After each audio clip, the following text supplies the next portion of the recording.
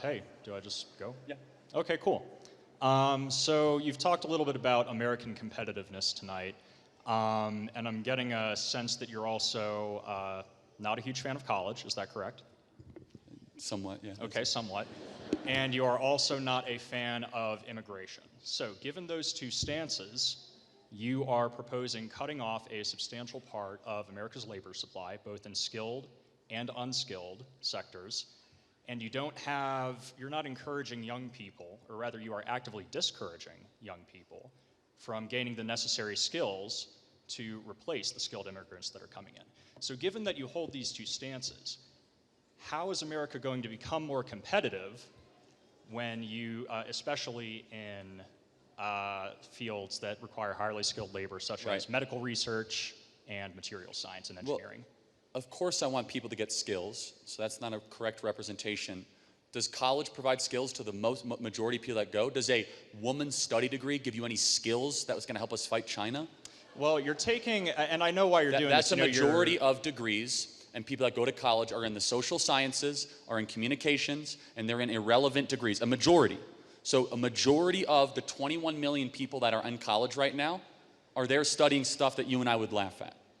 Oh, I wouldn't laugh at that at all. I think that people go to college for a variety of reasons. No, I know that, but do you think that when we're looking at American competitiveness, studying North African lesbian poetry is going to make us more competitive? Well,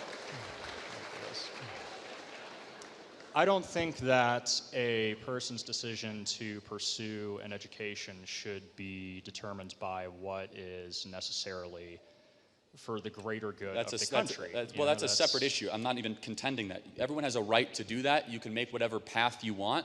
I'm making a broader macro point of competitiveness, that when you have millions of your best people studying stuff that's complete trash and complete nonsense, to just go become mid-level manager, paper pusher bureaucrats, not good. So I do have to ask the question.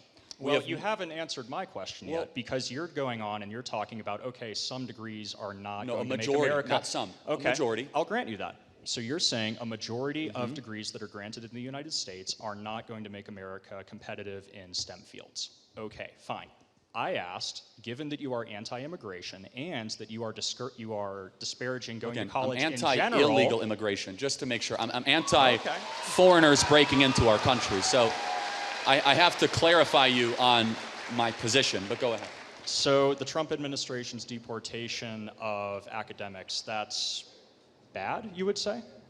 Well, again, it depends on what they're being deported for and what they're teaching and the criteria around that. So the cancer researcher at, what was it?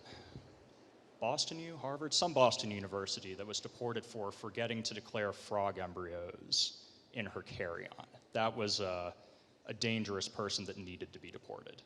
Would you agree with that? I don't know enough about the frog embryo thief. Oh, okay. Thief? Oh, no. These were samples smuggler. Related to her research. Frog embryo smuggler. Let's talk more broadly, though. If we are thinking about going up against China, do we want more universities that are of the liberal arts direction, or more that are doing really like artificial intelligence preparedness, astrophysics, engineering, of which, of course, I totally support, but that's less than 12% of all students that go to college study those things. So you're asking, what's going to make us more competitive? The current college model, or one that is significantly changed and somewhat reconfigured?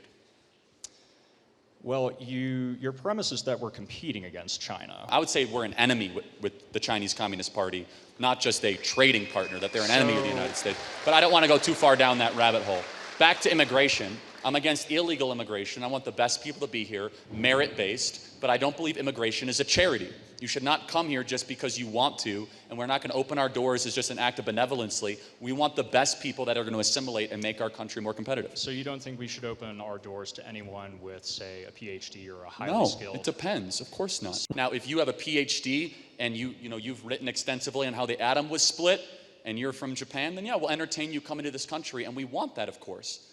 But again, you have to have some nuance into who you're going to let into our country, not just your blanket statement, let anybody with a PhD come into America. That's silly. You don't think that humanities have any value at all? So history... Well, I do actually. The way that it's taught and configured. So are you here at University of Wyoming?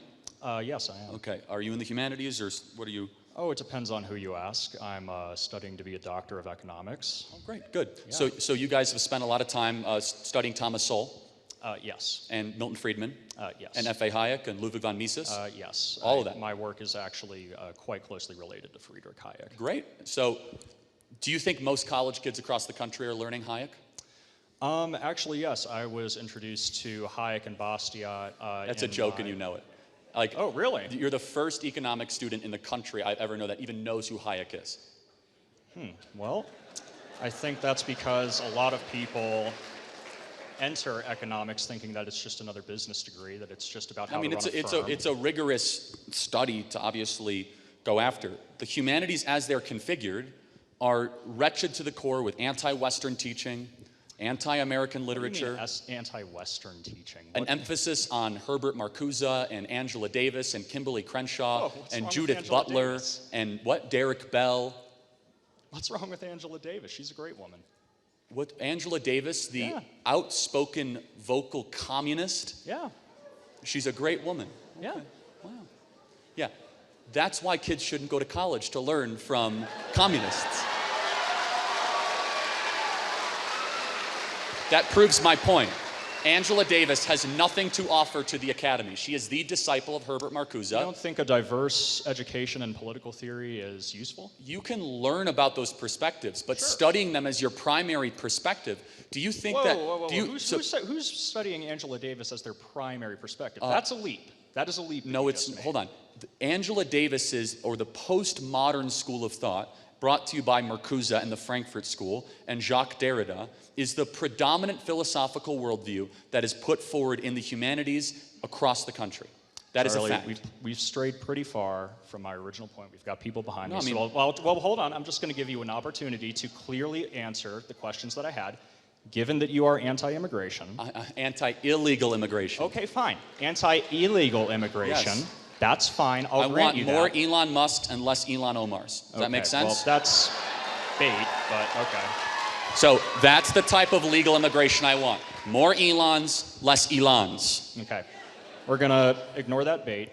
No, so but that's you my have- answer. I mean, you have merit over earlier Muslim you totalitarianism. just said you are against some highly educated, highly skilled immigrants that come in based on your personal criteria, fine, and you are against training our young people to fill their shoes. How does this make America more competitive? And Okay, you've spent a lot of time talking about immigration and the fact that again- some college degrees are worthless, but you have not at all addressed how Okay, your viewpoints make America apprenticeships, more competitive. Apprenticeships, trade schools, community colleges. There's other options than four-year colleges to be able to get skills, of which I highly support. Did you know there are 11 million job openings in this country right now that do not require a college degree, that just require some form of technical training? So yes, we need less people going to college and more people that are going to enter the muscular class of this country. Community college isn't going to teach you how to cure cancer, but that's my time, all right? Okay, but a community college actually might teach you how to change a tire, which millions of Americans don't know how to do. Okay, thank you for your time.